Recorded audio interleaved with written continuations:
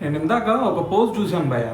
So దాని కింద కామెంట్లో చూస్తే రిషబ్ పంత్ గురించి ఒక అతను పెట్టాడు.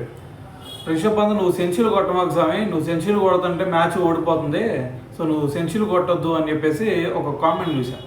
అయితే ఇది చూసిన తర్వాత నాకు ఒకటే అనిపించింది, అరే బాబు మీకు అసలు క్రికెట్ గురించి అవగాహన ఉందా లేదా అనేది నాకు అర్థం కావట్లేదు.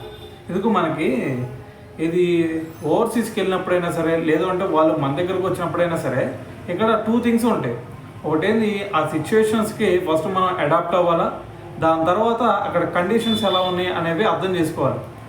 సో మరి ఈ రెండు అర్థం చేసుకోకుండా అక్కడ గెలవడం అనేది చాలా కష్టం, వాళ్ళకైనా మనకైనా సరే.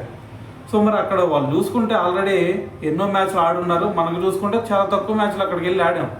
సో మరి ఇటువంటి సినారియోలో ఖచ్చితంగా బ్యాట్స్మెన్స్ అందరూ కూడా పర్ఫామ్ చేయడం అనేది చాలా కష్టమైంది. సో ప్రతి ఒక్కరు కూడా పర్ఫామ్ చేయాలంటే అది జరగని విషయం. సో మనం చూసుకుంటే మహా అయితే ఒక 5 సెంచరీలు వచ్చినాయి, ఒక 4 బ్యాట్స్మెన్స్ మంచిగా ఆడారు. సో ఈ రోజు మ్యాచ్లో అదే విధంగా ఆడతారంటే సో ఎవడు కూడా గ్యారంటీ ఇవ్వలేడు.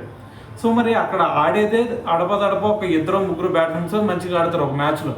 సో మరి వాళ్ళలో కూడా రిషబ్ పంత్ ఒకడు ఉంటే అతను కూడా సరిగ్గా పర్ఫామ్ చేయొద్దు అంటే ఇంకెవడు ఆడతాడు? నువ్వు వెళ్ళి ఆడతావు వెళ్ళి.